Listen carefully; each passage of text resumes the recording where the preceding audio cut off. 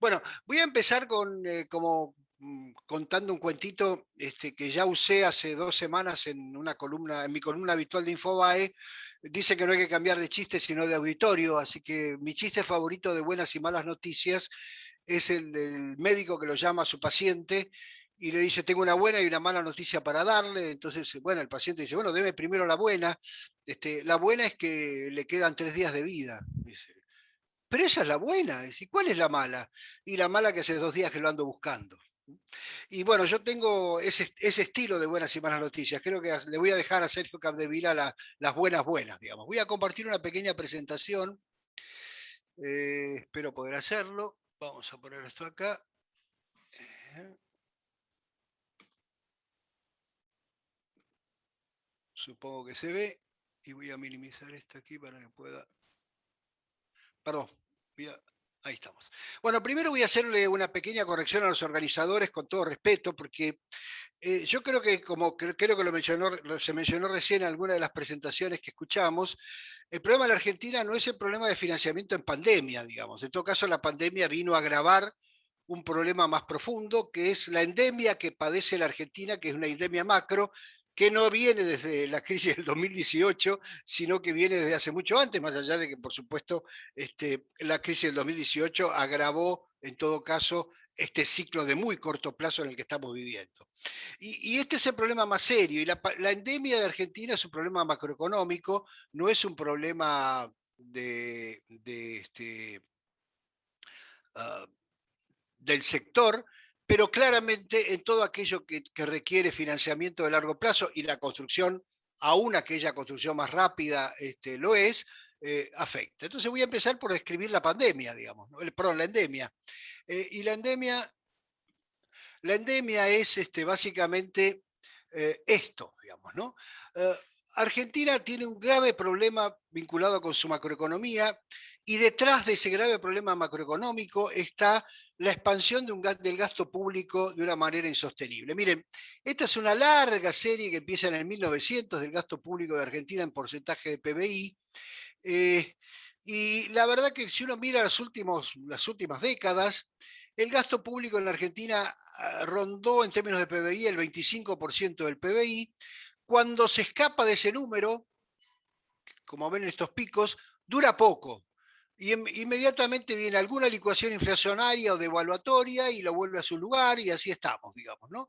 Hasta cuando esta fue la gran licuación del 2002, que permitió tener superávit fiscal, y del 2005 hasta el 2017-18 el gasto público argentino consolidado, esto nación, provincias, municipios y básicamente gasto corriente, subió 25 puntos del PBI.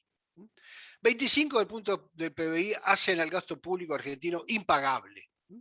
Y como el gasto es impagable, oscilamos entre financiarlo con más impuestos hasta que llega a un límite, financiarlos con más inflación hasta que llega a un límite, financiarlos con más deuda hasta que llega a un límite. Y solamente logramos equilibrio fiscal, como pasó en el 2019 o como pasó a principios de este año, en el primer semestre de este año, con ingresos extraordinarios, en el caso de este año fueron las retenciones y el impuesto a la riqueza, y con licuaciones, o sea, licuando el gasto, ¿no? Licuando las jubilaciones, licuando los salarios, etcétera. Y eso es absolutamente algo totalmente transitorio. Ahora, esto, ustedes podrán preguntarse, bueno, ¿y esto cómo afecta el resto? Bueno, obviamente esto ha destruido estos intentos de licuar con inflación han destruido la moneda, como ustedes saben, y han destruido la materia prima del sistema financiero. Por ahí decía Tabaman, creo, los bancos no quieren prestar. Bueno, seguramente no quieren, pero además les voy a mostrar que no pueden, porque miren lo que es el tamaño del sistema financiero argentino. Esto es crédito al sector público no financiero en términos del PBI a fin del año pasado, que es el último dato comparativo, ¿no es cierto? En Argentina es el 25% del PBI, Brasil es el 91%, Chile es el 164%, Colombia el 67%, México el 45%. Si para mirar Latinoamérica, por supuesto, después de Venezuela, Argentina es el país más de menor tamaño de su sistema financiero. Fíjense lo que es Estados Unidos, muy parecido a Chile, y después voy a explicar por qué. Japón y la euroárea, digamos. ¿no?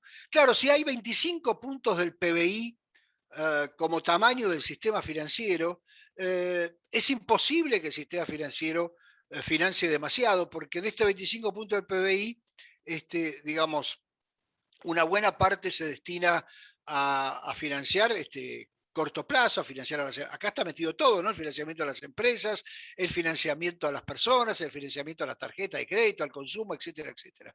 Fíjense, Chile tiene 164% del PBI, pero Chile tiene fondos de pensión, o sea, tiene fondos inversores institucionales que han permitido, después de tantas décadas, agrandar la torta del sistema establemente. Brasil también tiene fondos institucionales, Colombia y México lo mismo. Donde no hay fondos institucionales importantes, no hay crédito para el sistema financiero.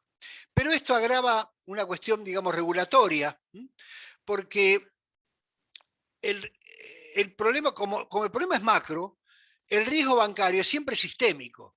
No es que tiene problemas un banco. Cuando hay problemas sistémico. Y esto ha destruido al sistema financiero como tal. Digamos. Miren, desde que se inventó la banca moderna se inventó en el siglo XIV, básicamente en el norte de Italia, eran las grandes ciudades comerciales, Venecia, Génova, etc. ¿Y qué descubrieron los comerciantes en ese momento cuando empezaban a funcionar?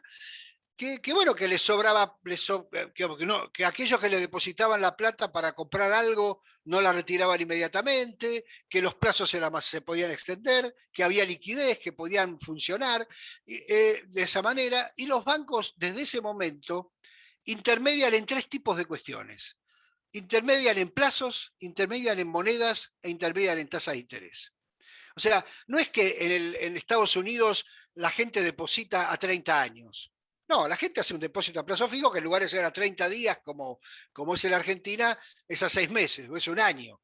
Pero los bancos financian a 30 años porque pueden intermediar en plazos. ¿Y por qué pueden intermediar en plazos? Porque hay un sistema muy profundo de mucha liquidez en donde si alguien tiene un problema particular, si un banco tiene un problema particular de liquidez, sabe que le puede vender la cartera a cualquier otro. Y entonces, y sabe que los depositantes, en un contexto más o menos estable, van a ir renovando sus depósitos de manera tal de que captan a un año y prestan a 30, no tienen problemas.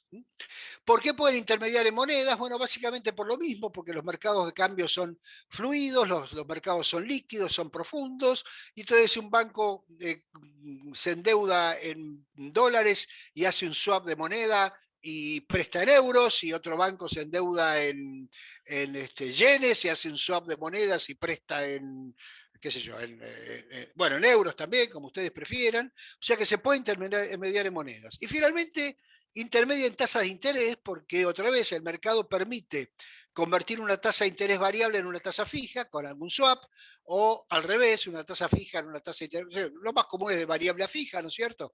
Y mantenerlo en esos términos. En la Argentina, desde la salida de la convertibilidad, que no se puede intermediar en monedas. O sea, un banco que solo le puede prestar, que recibe depósitos en dólares, solo puede prestarle a aquellos que producen dólares, a exportadores, básicamente, o a la cadena de valor de los exportadores. Eso no es que esté mal, porque es un problema prudencial.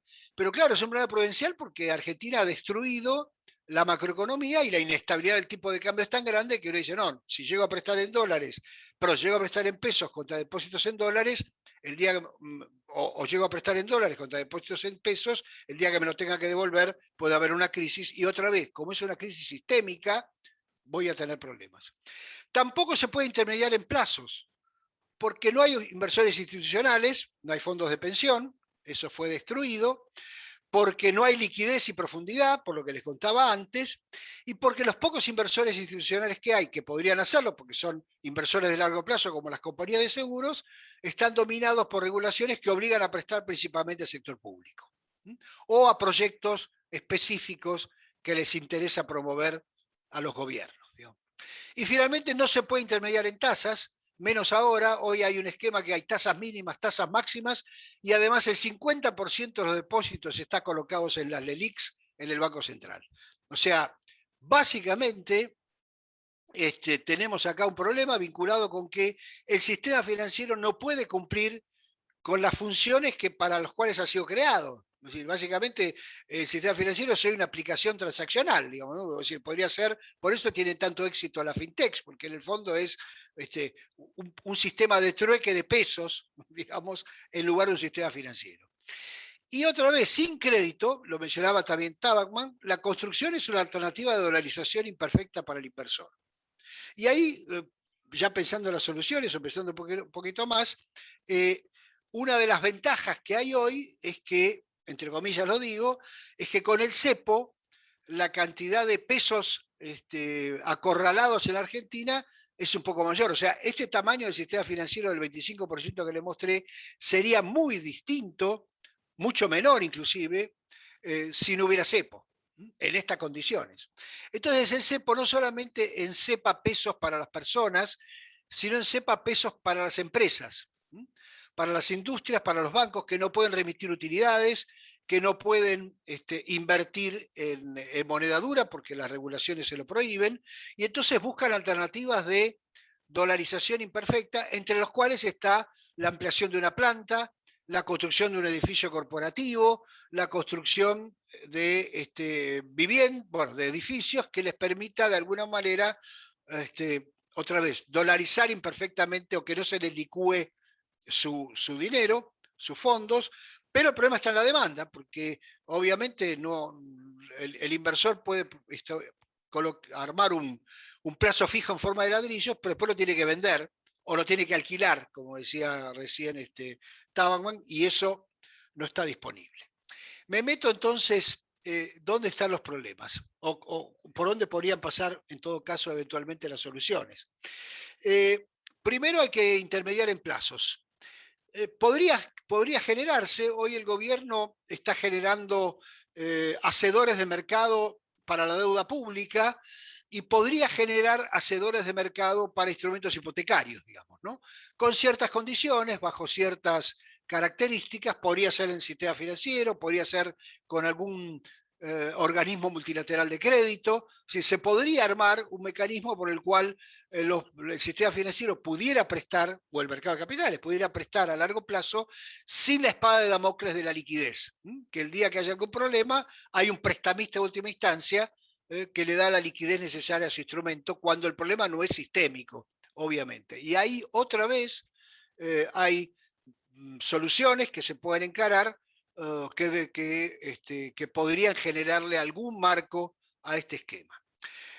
Por supuesto, la intervención en monedas y tasas no se puede hacer porque esto requiere un cambio de régimen en el sistema monetario y cambiario, que a su vez, para ser creíble, como lo mostré al principio, requiere un cambio de régimen fiscal. Eso no va a pasar por ahora, no están dadas las condiciones ni políticas, básicamente ni sociales para que esto pase, así que por ahora yo, bueno, ojalá que me equivoque, pero yo lo descarto.